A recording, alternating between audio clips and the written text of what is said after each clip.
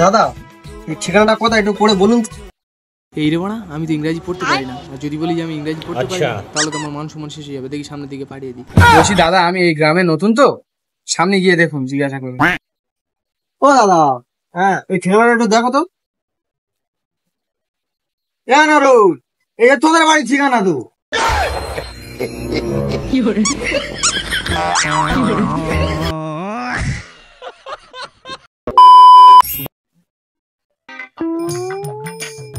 আরে 10 লাখ টাকা চেক, আমার মেয়ে জীবন থেকে চলে যা।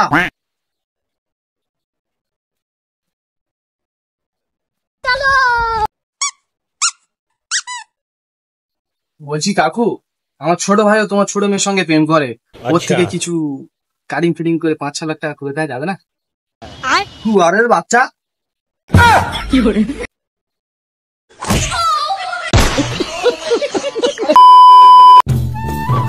আব্বা বল বেটা।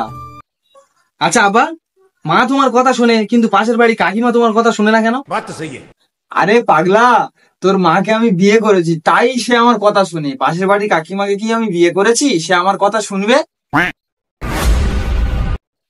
এই তুই চলে যাচ্ছিস কেন? সামনের চাকাটা মোড়।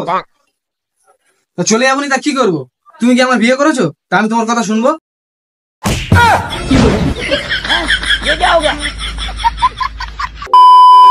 আচ্ছা তোরা যদি জীবনে বড় কিছু করতে চাস আচ্ছা তাহলে সব সময় কাঁধে কাঁধ মিলিয়েই চলবি, তাতে উন্নতি হবে। ঠিক আছে। আচ্ছা আপা ঠিক আছে। A few moments later. বাপ বলেছে এইভাবে দুজন সারা জীবন কাঁধে কাঁধ মিলিয়ে থাকবে। হ্যাঁ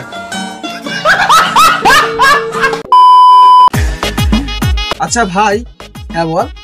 তোর বাংলা পড়তে ভালো লাগে না লিখতে? খেতে আর কি নয়। বেরো বেরো, খালি খইরাম।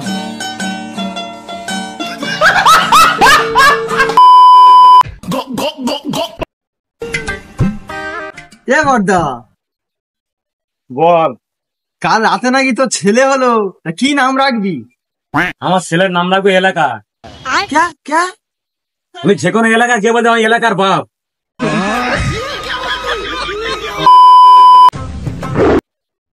আব্বা আমি যদি ইন্টার 5 ডিভিশনে পাস করি আচ্ছা তাহলে তুমি কি করবি?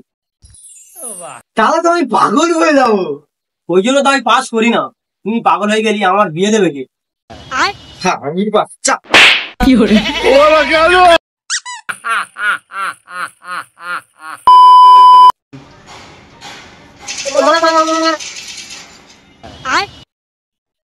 একটা বিয়ে দেবে? এ ভাই একটা নিবি কিন্তু ভাত খাওয়ার পর ফের খেতে হবে আমার। আব্বা শুয়ারের বাচ্চা তোর বিড়ি খা।